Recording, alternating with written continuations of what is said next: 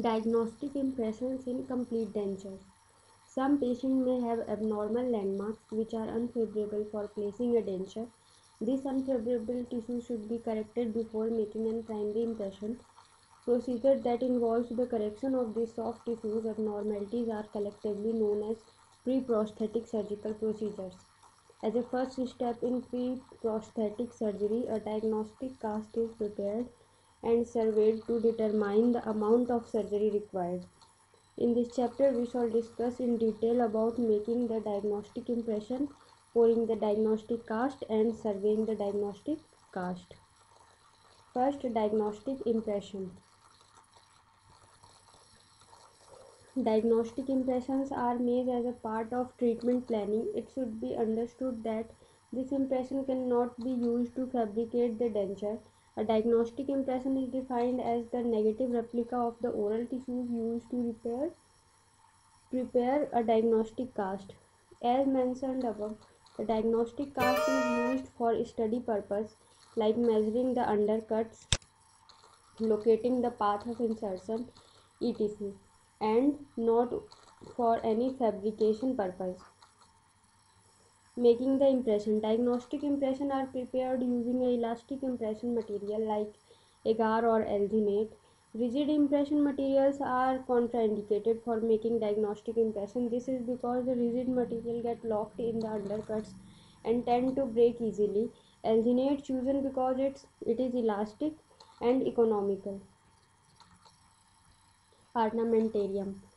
Diagnostic instruments like mouth mirror and probe, perforated stock tray, rubber bowl and spatula, alginate impression material, and measuring scopes. Procedure. It is done only after complete healing is ensured. The patient's oral cavity is examined for ulcers and undercuts. Care should be taken not to pressurize the freshly healed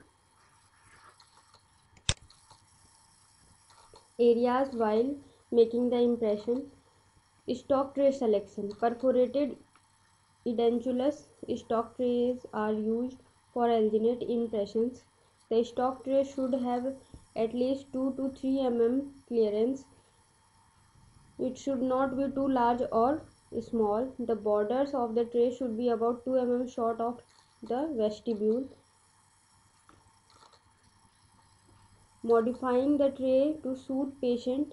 The tray can be bent or contoured to suit the patient using an orthodontic plier.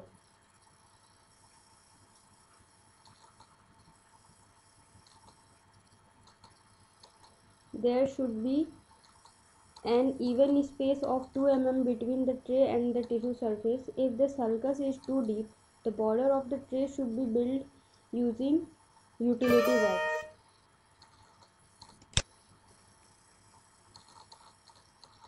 Required quantity of water is taken in a clean rubber bowl. Alginate powder is dispensed into it.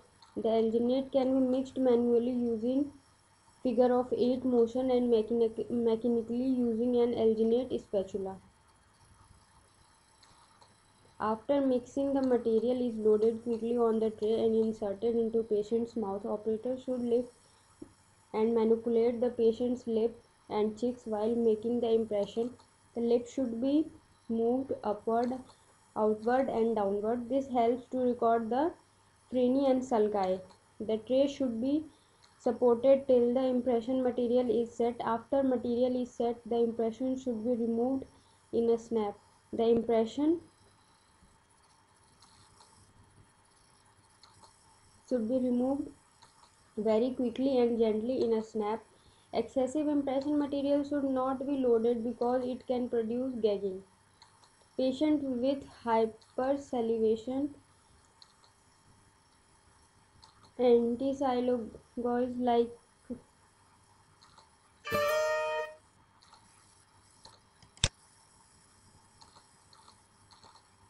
methamphetamine, bromide, etc. can be used to reduce salivation.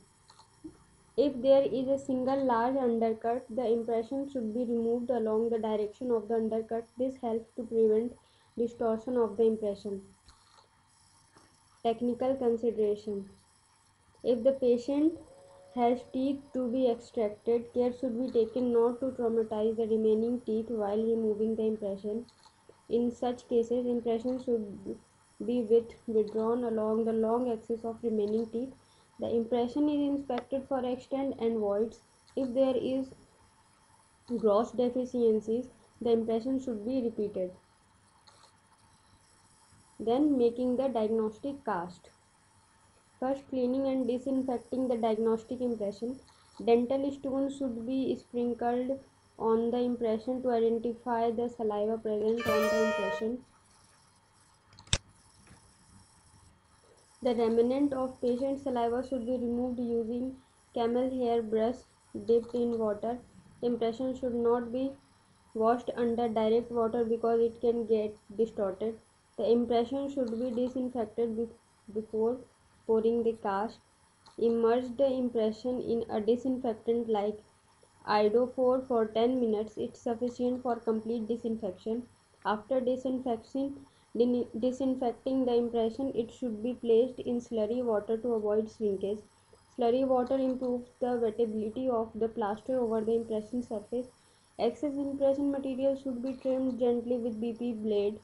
Failure to trim the alginate will lead to distortion when the tray is placed on the table and the impression rests on the excess material.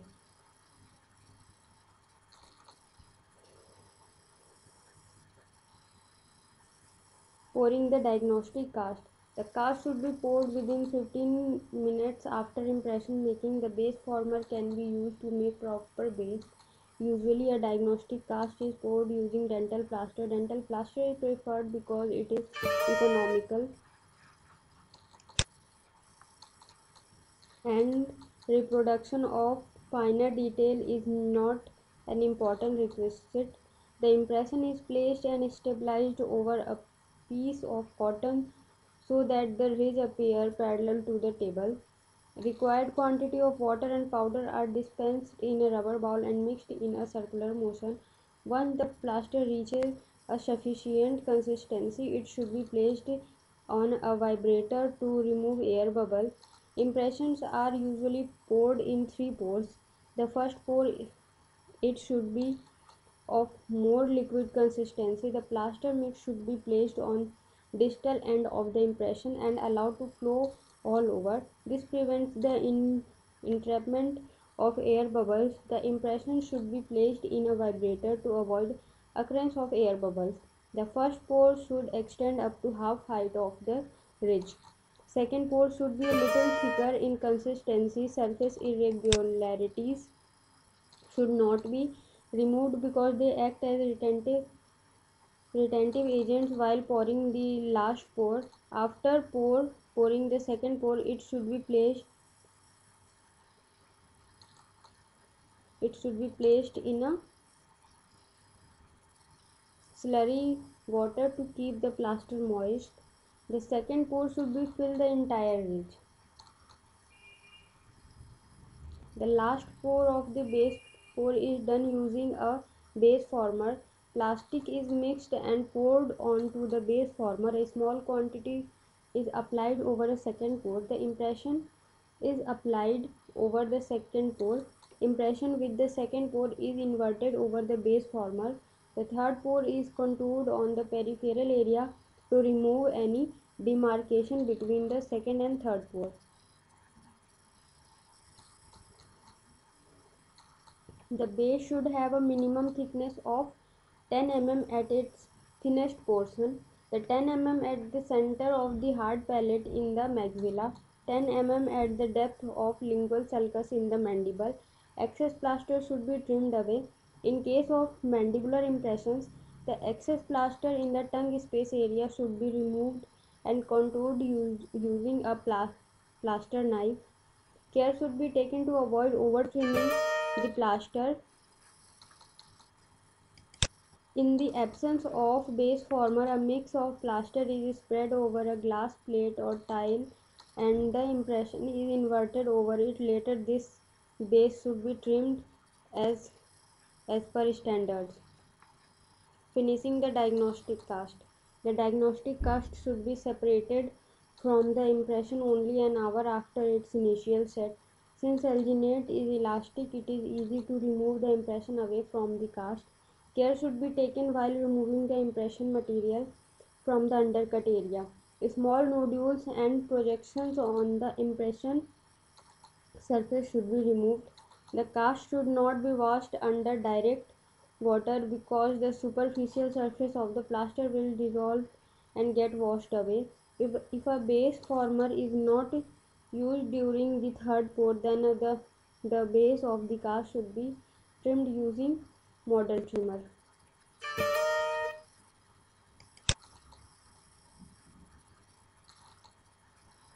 Before using the model trimmer, the cast should be soaked in slurry water for 5 minutes. A base should have following characteristics.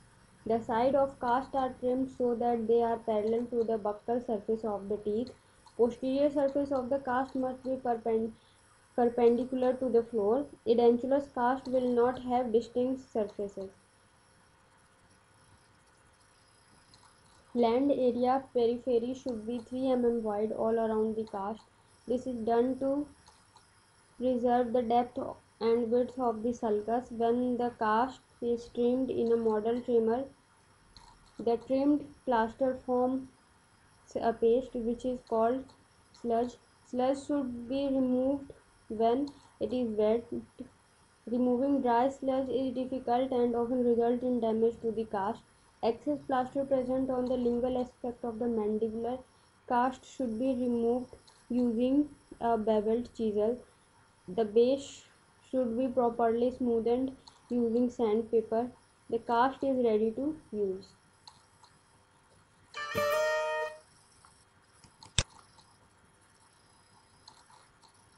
Then ideal requirements of a diagnostic cast. They should be free of voids and projection.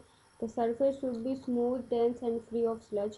It should cover all the areas which provide denture support. Example, it should extend 3 to 4 mm beyond the retromolar pad. The walls of the cast should be vertical or tapering outward but never inwards. The tongue space in mandibular cast should be smooth. The lingual peripheral seal should not be intact. The cast should not show any traces of moisture. The occlusal table should be parallel to the floor. Purpose of making diagnostic cast. A diagnostic cast can be used for following purpose: to measure the depth and extent of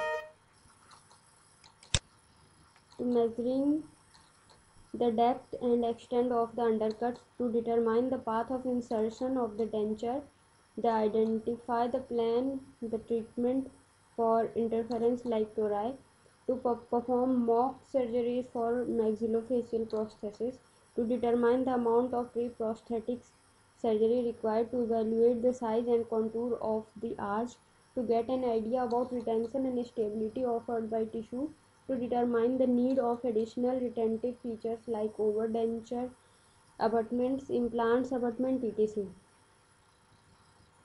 Then surveying the diagnostic cast. Most of the above mentioned procedures like determining the depth of undercuts, path of insertion and evaluating the surgical correction required are all done by procedure called surveying. The surveying is done using instrument called surveyor. Surveyor are discussed in detail in removable partial denture section.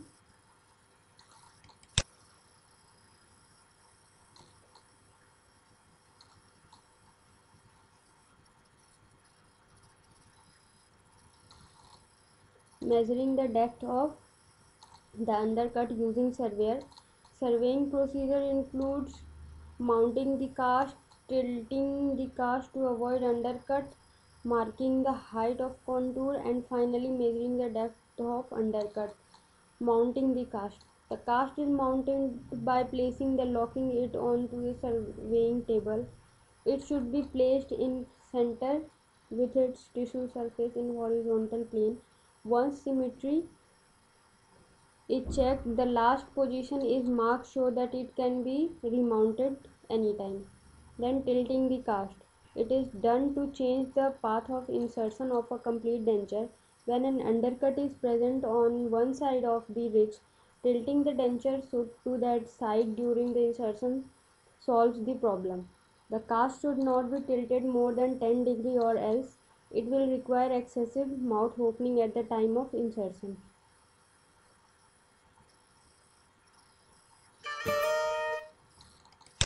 Then making the height of contour. It is done to demarcate the undercut on a cast. A carbon marker is placed on surveyor arm of the surveyor. The marker is made to run around the ridge wherever the marker touches the side of the ridge, the highest point or the height of contour of the ridge. The area below the height of contour is called undercut.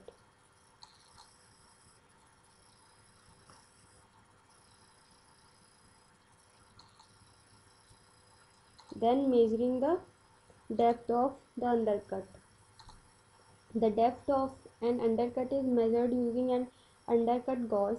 The gauge is positioned on the surveying arm and the distance between the deepest point of the undercut and the height of contour is measured. Sometimes a surveying knife is mounted on the surveying arm and the height of contour of the ridge should be reduced up to the depth of the undercut. This is sometimes like a mock surgery preparation. The scrapped cast gives an idea about amount of surgical reduction required.